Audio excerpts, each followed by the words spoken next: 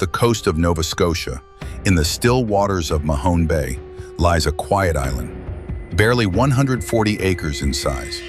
From above, Oak Island looks ordinary, trees, trails, and a few buildings.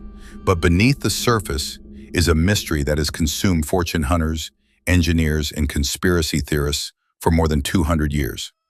It's the story of a hole known as the Money Pit, and a treasure so well hidden, people have died trying to find it. The mystery begins in 1795. A teenager named Daniel McGinnis, while exploring the woods, noticed something strange, a circular depression in the earth, like a man-made sinkhole.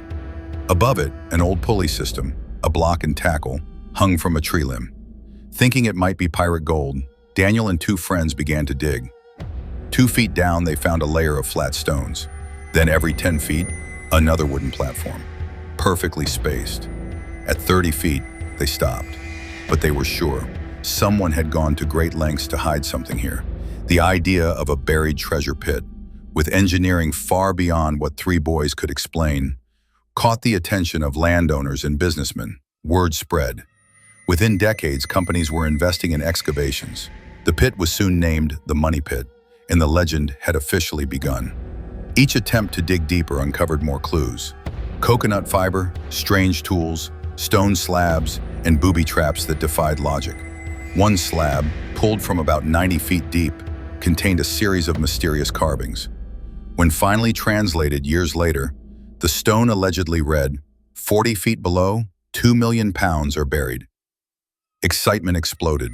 Teams raced to dig, but they were unprepared for what came next. As the team reached deeper into the pit, around the 90-foot mark, a terrifying surprise struck. Water flooded in.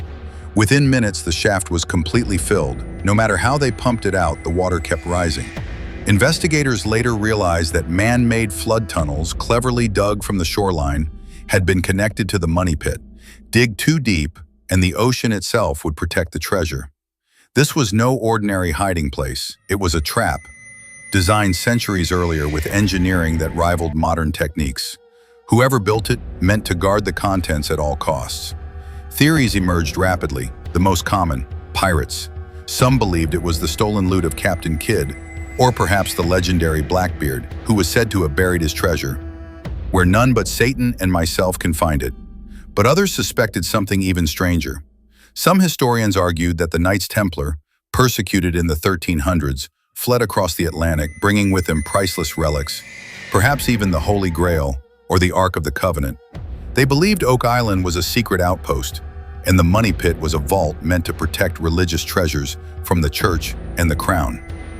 Even documents emerged claiming that Francis Bacon, or followers of Shakespeare, had hidden original manuscripts deep in the pit to protect forbidden knowledge. Theories grew wilder. But no matter what people believed, the Money Pit kept its secret. Decade after decade, more people came to dig. More money was poured in. More shafts were sunk. And each one collapsed or flooded. By the early 1900s, hundreds of thousands of dollars had been spent. And yet the treasure, whatever it was, remained untouched. And the island was far from done with its tricks. Oak Island wasn't just taking people's money, it was taking their lives. In 1861, a massive shaft collapsed, killing a worker. In the years that followed, 5 more men died, some in gas accidents, others in sudden collapses. Local legends soon spoke of a curse, one that said 7 must die before the treasure is found. To this day, 6 men have died on Oak Island, but the danger didn't stop the determined. The island became an obsession for many, among them a U.S. president. In 1909, future President Franklin D. Roosevelt visited Oak Island as part of an expedition. Though he didn't find the treasure, the experience haunted him. Decades later, as president during World War II, Roosevelt still followed updates on the dig. In the 1960s and 70s, as technology improved, massive excavations resumed. Divers were sent down steel shafts filled with murky water. Some claimed to see wooden chests, tools, even a severed hand. But nothing could be confirmed. Frustration grew. The pit would collapse, flood, or swallow equipment whole. The deeper they dug, the more dangerous it became. Still, the mystery lived on. Every artifact, a rusted hinge, a coin, a parchment scrap, reignited hope. The island was a puzzle box, and every piece seemed to whisper, "You're getting closer." But no one could say, closer to what? By the 1990s, the island was mostly quiet. Many believed the treasure had either been lost to flooding or had never existed at all. But in 2006, two brothers from Michigan would reignite the hunt and bring the money pit to the world's attention once again. Rick and Marty Lagina grew up hearing stories about Oak Island.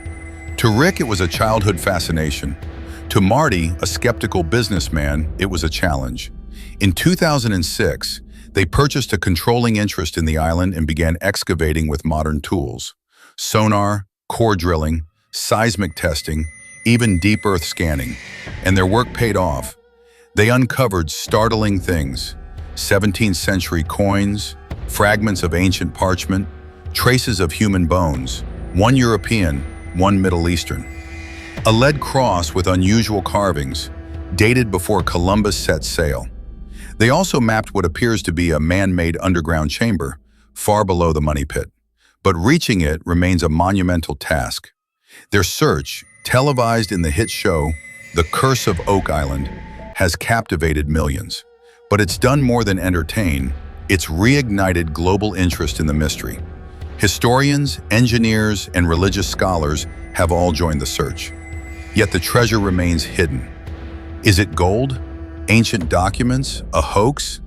Some believe the act of hiding it, the precision, the secrecy, the traps, is the real treasure. That Oak Island was a message to the future, a warning or a test.